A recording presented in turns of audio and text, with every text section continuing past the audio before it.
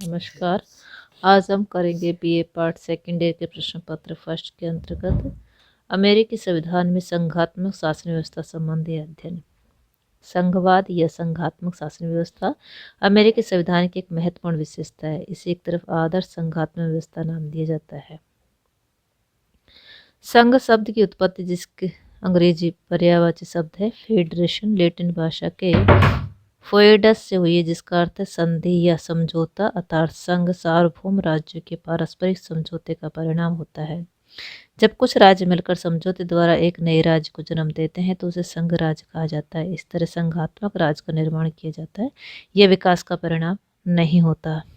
संघ का निर्माण प्राय दो प्रकार की शक्तियों की प्रक्रिया द्वारा होता है। एक केंद्रोन्मुखी शक्तियों की प्रक्रिया द्वारा, दूसरा केंद्र विमुखी शक्तियों की प्रक्रिया द्वारा। केंद्रोन्मुखी शक्तियों की प्रक्रिया द्वारा संघ का निर्माण तब होता है जब सार्वभौम राज्य यह अनुभव करने लगते हैं कि कुछ ऐसे सामान्य सुरक्षात्मक, राजनीतिक एवं आर्थिक हित या उद्देश्य जिन्हें पारस्परिक सहयोग द्वारा ही प्राप्त किया जा सकता है। इस तरह का संघ नीचे से निर्मित होने के कारण बातचीत, सौदेबाजी और समझौते का परिणाम होता है। अमेरिका और ऑस्ट्रेलिया के संघ इसी तरह निर्मित हुए हैं, परंतु अनेक बार संघ का निर्माण केंद्र विमुखी शक्तियों की प्रक्रिया द्वारा होता है, अर्थात जब कोई विशाल आकृति वाला एकात्मक राज्य अपने आप को 2, 3 या अनेक राज्यों में व्यक्त कर लेता है। कनाडा और भारत के संघ इसी प्रकार स्थापित किए गए हैं। इस प्रकार का संघ समझौते या सौदेबाजी का परिणाम नहीं, इसे ऊपर से थोपा जाता है। अमेरिका में संघीय व्यवस्था अपनाने के कारण संघीय संविधान सर्वदा किसी प्रेरणा का परिणाम होता है। इस प्रेरणा द्वारा चित्रित समस्याओं का समाधान के लिए संघीय व्यवस्था का निर्माण सोच समझकर किया जाता है। अमेरिकी संविधान निर्माता भी संघीय व्यवस्था अपनाने के लिए निम्नलिखित प्रेरणाओं से प्रभावित हुए थे, जिनमें प्रमुख इस प्रकार है। फर्स्ट है सुरक्षा। अमेरिकी संघ के निर्माण से पूर्व अमेरिका में ब्रिटिश उपनिवेश के रूप में 13 राज्य विद्यमान थे। अनेक वर्षों से एक दूसरे से पृथक रहने के कारण वे अपनी प्रभुता और स्वायत्तता को खोना नहीं चाहते थे, परंतु बाह्य आक्रमणों का भय इतना अधिक था कि वे अपनी सुरक्षा के लिए एक ही होना चाहते थे। अतः अमेरिकी संविधान निर्माताओं के समक्ष मूल समस्या विभिन्नता में एकता की थी। वे संघीय व्यवस्था को अपनाकर इस समस्या का समाधान कर सकते थे। दूसरा, विशाल क्षेत्र। अमेरिका का विशाल क्षेत्र अमेरिका में संघीय व्यवस्था अपनाने के लिए उत्तरदायी है। 18वीं शताब्दी में जब संचार और आवागमन के साधनों का विकास नहीं हुआ था, तो उस समय इतने विशाल क्षेत्र को एक केंद्र से शासित करना एक कठिन कार्य था। तीसरा, विविधता। अमेरिकी राज्यों में विभिन्न प्रकार की जातियां पाई जाती हैं, जिनकी भिन्न भिन्न भाषाएं। इन राज्यों की आर्थिक, सामाजिक और राजनीतिक समस्याएं भिन्न प्रकार की रही हैं। इन सब समस्याओं का समुचित समाधान तभी हो सकता है जब स्थानीय स्वायत्तता के सिद्धांत को अपनाया जाता है। संघीय व्यवस्था अन्य किसी प्रकार की शासन व्यवस्था की तुलना में स्थानीय स्वायत्तता को अच्छी तरह सुनिश्चित करती है, अतः अमेरिका में इस व्यवस्था को अपनाया गया। नेक्स्ट है स्वतंत्र भावनाएं। अमेरिकी निवासी स्वतंत्रता में अत्यधिक विश्वास करते हैं और वे इसे निरंतर बनाए रखना चाहते हैं। एकात्मक शासन व्यवस्था शक्तियों के केंद्रीकरण पर आधारित होने से स्वभावतः स्वतंत्रता विरोधी है, जबकि संघात्मक शासन व्यवस्था शक्तियों के विभाजन या विकेंद्रीकरण पर आधारित होने से स्वतंत्रता का समर्थक है। अतः स्थानीय स्वायत्तता और स्वतंत्रता को बनाए रखने के लिए संविधान निर्माताओं ने एक निर्मल केंद्रीय सरकार का निर्माण किया और उसकी शक्तियों को संविधान में गिनाया। राज्यों को अपशिष्ट शक्ति प्रदान करने के पीछे यही दृष्टिकोण रहा। नेक्स्ट है विकेंद्रीकृत सामाजिक और राजनीतिक ढांचा। आरंभ से ही अमेरिकी सामाजिक और राजनीतिक ढांचा विकेंद्रीकृत रहा है। वर्तमान समय में भी ऐसा ही है। अमेरिकी राजनीतिक दलों का ढांचा भी विकेंद्रीकृत और स्थायी है। यह संघीय शासन व्यवस्था अमेरिकी भावना के अनुकूल है। इस प्रकार संविधान निर्माता और राष्ट्रीय सुरक्षा, विभिन्नता में एकता, राष्ट्रीय एकता की परिकल्पना को ध्यान में रखकर संघात्मक शासन व्यवस्था को स्थान दिया। ऐसा करना तत्कालीन परिस्थितियों की मांग थी। नेक्स्ट है अमेरिकी संघीय व्यवस्था की विशेषताएं। प्रमुख विशेषताएं इस प्रकार है। फर्स्ट है दोहरी शासन व्यवस्था। अमेरिकी संविधान दोहरे शासन की व्यवस्था करता है, एक केंद्रीय शासन की, दूसरा राज्यों के शासन की। अमेरिकी संघ के राज्य केंद्रीय सरकार के अभिकरण मात्र नहीं, वे अपनी शक्तियों के केंद्र से प्राप्त नहीं करते बल्कि उसे संविधान से प्राप्त करते हैं, जिससे केंद्र सरकार अपनी शक्तियों को प्राप्त करती है। संविधान ने दोनों के पृथक, विशिष्ट एवं स्वतंत्र क्षेत्राधिकार को निश्चित किया है। दोनों अपने अपने क्षेत्र में प्रभुता, शक्ति और उत्तरदायित्व का उपयोग करते हैं। कोई एक दूसरे के क्षेत्र में हस्तक्षेप नहीं करता, कोई अपने क्षेत्राधिकार का अतिक्रमण नहीं करता और कोई दूसरे की सहमति के बिना शक्तियों के विभाजन में परिवर्तन नहीं कर सकता। दूसरा है शक्तियों का विभाजन। अमेरिकी संविधान गणना और अवशेष के सिद्धांत के आधार पर केंद्र और राज्यों में शक्तियों का विभाजन करता है। संविधान के अनुच्छेद 1 खंड 8 के 18 पैराग्राफों में केंद्र सरकार की शक्तियों को गिनाया गया है। जिन शक्तियों को गिनाया नहीं गया और जिन्हें राज्यों को निश्चित नहीं किया गया अर्थात अवशिष्ट शक्तियों को राज्यों के लिए सुरक्षित रखा गया है। 10वें संशोधन में राज्यों के अवशिष्ट क्षेत्रों को पुष्ट कर दिया गया है। तीसरी विशेषता है संविधान की सर्वोच्चता। अनुच्छेद 6 खंड 2 के अनुसार अमेरिकी संविधान देश का सर्वोच्च कानून है। कांग्रेस अथवा विधानसभाओं द्वारा बनाए गए सभी कानून उसके अधीन है। यदि कोई कानून या संधि या कार्यपालिका आदेश संविधान की धाराओं के विपरीत होता है तो वह उस मात्रा में अवैध है जिस मात्रा में संविधान की उल्लंघना करता है। नेक्स्ट है स्वतंत्र न्यायपालिका। अमेरिकी संविधान सर्वोच्च न्यायालय के रूप में एक स्वतंत्र और निष्पक्ष न्यायालय की स्थापना करता है। न्यायालय में न्यायिक पुनरावलोकन की शक्ति के माध्यम से संविधान के अभिभावक और संरक्षणकर्ता एवं नागरिक अधिकारों की गारंटीकर्ता के रूप में कार्य किया है। न्यायालय संविधान का अंतिम निर्वचनकर्ता अर्थात व्याख्याता और वह कानूनों आदेशों नियमों की वैधता और औचित्य अनुचित्य को निर्धारित करता है। नेक्स्ट है लिखित एवं कठोर संविधान। अन्य संघीय संविधानों की भांति अमेरिकी संविधान भी एक लिखित प्रलेख है। यह विश्व का सबसे छोटा संविधान है। इसमें केवल 7 अनुच्छेद हैं। अमेरिकी संविधान एक अत्यधिक कठोर संविधान है। इसकी संशोधन प्रक्रिया अत्यधिक जटिल है। इसमें तब तक संशोधन नहीं किया जा सकता जब तक संशोधन के प्रस्ताव को कांग्रेस के दोनों सदन पृथक पृथक रूप से अपने 2/3 बहुमत से पारित न कर दे और 3/4 राज्य विधानसभाएं उस कानून समर्थन न कर दें। संशोधन की जटिल प्रक्रिया के कारण ही अमेरिकी संविधान इतिहास में केवल 27 संशोधन ही पारित हो पाए हैं। नेक्स्ट विशेषता दोहरी नागरिकता। संविधान अनुच्छेद 4 और खंड 2 में नागरिकों के लिए दोहरी नागरिकता की व्यवस्था करता है।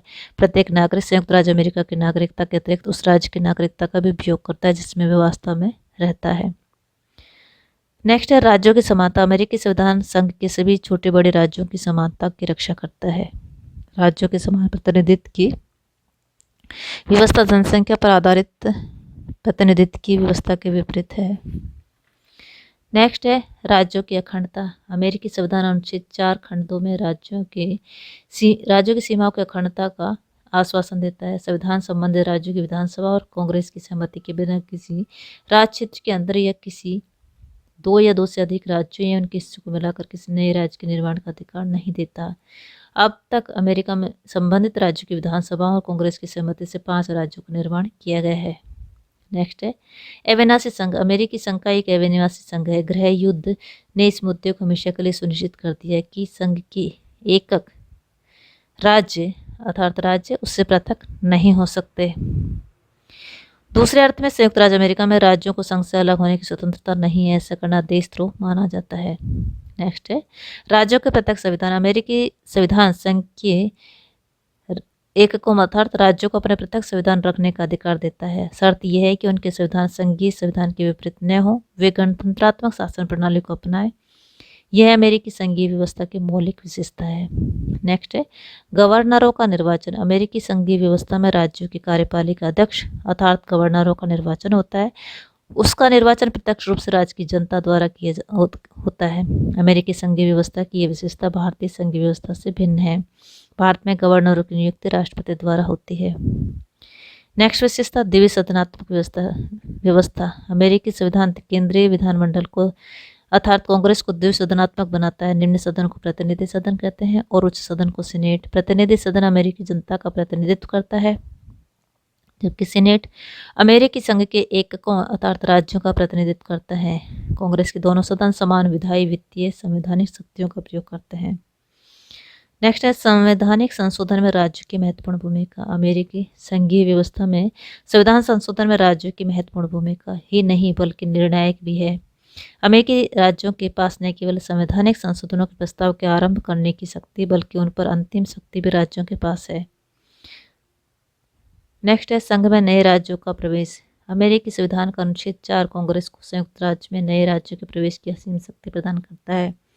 कांग्रेस किसी राज्य को संघ में शामिल कर भी सकती है और किसी को शामिल करने से इनकार भी कर सकती है।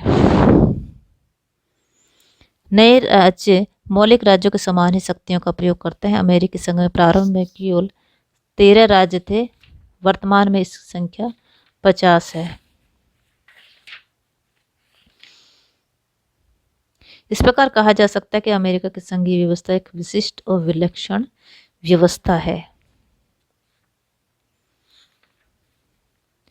संघीय विशेषताओं के बाद भी अमेरिकी संघीय व्यवस्था में अन्य संघीय व्यवस्थाओं की भांति राष्ट्रीय सरकार को अधिक से अधिक शक्तियां समर्पित करने की प्रवृत्ति पाई जाती है। अमेरिका में केंद्र सरकार को अधिक शक्ति समर्पित करने के कुछ प्रमुख कारण रहे हैं, जिनमें मुख्य इस प्रकार है। फर्स्ट, युद्ध में युद्ध का वातावरण केंद्र सरकार की शक्ति में वृद्धि करने में अत्यधिक महत्वपूर्ण तत्व रहा है। जब राष्ट्र जीवन मरण के प्रश्न से संघर्ष कर रहा हो तो सुरक्षा के प्रश्नों को संघ के राज्यों के हाथों में छोड़ना नहीं जा सकता। युद्ध समूचे राष्ट्रीय जीवन पर नियंत्रण की मांग करता है। युद्ध एक सुदृढ़, शक्तिशाली और संगठित केंद्र की मांग करता है। युद्ध काल में न केवल बाह्य शत्रुओं से राष्ट्र को सुरक्षित रखने की आवश्यकता होती है, बल्कि आंतरिक लुटेरों व विघटनकारी तत्वों से भी सुरक्षित रखने की आवश्यकता होती है। दूसरा है राष्ट्रीय संकट। राष्ट्रीय संकट ने केंद्रीकरण की प्रवृत्ति को बढ़ावा दिया है। राष्ट्रीय संकट आंतरिक उपद्रव व विघटनकारी तत्वों, आर्थिक मंदी से उत्पन्न हो सकते हैं। उदाहरणतः 1930-34 के आर्थिक मंदी काल में कांग्रेस ने अमेरिका की केंद्रीय सरकार को विशेष विधेयक के माध्यम से विशेष शक्तियों से विभूषित किया था। नेक्स्ट है आर्थिक और सामाजिक समस्याएं। आधुनिक समय में आर्थिक और सामाजिक समस्याओं का स्वरूप क्षेत्रीय नहीं रहा है, इनका स्वरूप अंतर्राज्यीय और कुछ सीमा तक अंतर्राष्ट्रीय हो गया है। व्यापार अंतर्राष्ट्रीय व्यापार बन गया है। श्रम समस्याएं केवल एक प्रदेश या राष्ट्र तक सीमित नहीं, ये अंतर्राज्यीय बन गई हैं। एक स्थानीय प्रदेश की समस्याओं का प्रभाव दूसरे राज्यों या प्रदेशों पर पड़ता है। औद्योगिक विकास, स्वास्थ्य और शिक्षा की समस्या राष्ट्रव्यापी। इन सब समस्याओं का समाधान राष्ट्रीय स्तर पर केंद्र सरकार द्वारा ही समुचित ढंग से किया जा सकता है। नेक्स्ट है टेक्नो राजनीति। वर्तमान युग टेक्नोलॉजी का युग है। आर्थिक औद्योगिक विकास, तकनीकी वैज्ञानिक अनुसंधान, विशेषज्ञों, प्रशिक्षित सार्वजनिक अधिकारियों की श्रेष्ठता और कुशलता पर निर्भर करता है। साधनों की पर्याप्तता के कारण राष्ट्रीय सरकारें विशेषीकृत सेवाओं को प्रदान करने की क्षमता रखती हैं। राज्य सरकारों के पास भी एक प्रकार की अपनी सेवाएं उपलब्ध होती हैं, परंतु उनकी श्रेष्ठता राष्ट्रीय सरकार के पास उपलब्ध सेवाओं की तुलना में न्यून होती है। अतः राज्य सरकारों को प्राय राष्ट्रीय सेवाओं पर निर्भर रहना पड़ता है। नेक्स्ट है कल्याणकारी राज्य की अवधारणा। वर्तमान समय में राज्य का स्वरूप एक पुलिस राज्य की भांति नहीं रहा, वह एक लोक कल्याणकारी राज्य अर्थात समाज सेवी राज्य बन गए हैं। अतः सेवाएं प्रदान करने के लिए राज्य को अनेक प्रकार की राष्ट्रव्यापी योजनाओं का निर्माण करना पड़ता है और उन्हें क्रियान्वित करना पड़ता है। इन सब कार्यों के निष्पादन के लिए नियोजन की आवश्यकता होती है और नियोजन ने केंद्र सरकार को सत्तावान बना दिया है। नेक्स्ट है संवैधानिक संशोधन। संवैधानिक संशोधनों ने केंद्र सरकार को वे शक्तियां प्रदान की जिन्हें मूल संविधान ने उन्हें प्रदान नहीं किया था। उदाहरणतः 16वें संविधान संशोधन ने कांग्रेस को आयकर लगाने का अधिकार दे दिया। 14वें संशोधन ने जितनी मात्रा में राज्य की शक्तियों का ह्रास किया है, उतनी मात्रा में केंद्र सरकार की शक्तियों में वृद्धि की है। नेक्स्ट है सहायता अनुदान। राज्य सरकारें मूलतः लोक कल्याणकारी कार्यों से संबंधित होती हैं, परंतु उन्हें कार्यान्वित करने के लिए उनके पास पर्याप्त धन नहीं होता। अतः अपने कार्यों को लागू करने के लिए उन्हें केंद्र सरकार की आर्थिक सहायता पर निर्भर रहना पड़ता है। केंद्र सरकार अनुदान राशि देते समय राज्य सरकार को उसके अनुरूप नीतियां अपनाने के लिए कह सकती है। अतः यह एक तत्व केंद्र सरकार का नियंत्रण, निर्देशन, नियमन के क्षेत्र में व्यापक बना देता है। नेक्स्ट अंतर्निहित शक्तियाँ। अमेरिकी सर्वोच्च न्यायालय ने अंतर्निहित शक्तियों के सिद्धांत का विकास करके केंद्र सरकार की शक्तियों में अत्यधिक विस्तार किया है। नेक्स्ट है गृह युद्ध। अमेरिकी गृह युद्ध ने भी 1861 से 65 में केंद्र सरकार की शक्तियों में वृद्धि करने में सहयोग दिया है। यद्यपि गृह युद्ध का मुख्य मुद्दा नेग्रो जाति की मुक्ति का था, परंतु इसने दो प्रश्नों को हमेशा के लिए सुनिश्चित कर दिया। पहला, अमेरिकी संघ एक विनाशी संघ है, कोई राज्य इससे पृथक नहीं हो सकता। दूसरा, केंद्र सरकार विघटनकारी प्रवृत्तियों का दमन करने के लिए सैन्य शक्ति का प्रयोग कर सकती है। नेक्स्ट है संवैधानिक विकास। संयुक्त राज्य अमेरिका में संवैधानिक विकास केंद्र के पक्ष में होता है। संवैधानिक विकास का यह क्रम सभी राज्यों के पक्ष में था। इस स्थिति में भी राज्यों की तुलना में केंद्र की स्थिति को बहुत शक्तिशाली बना दिया।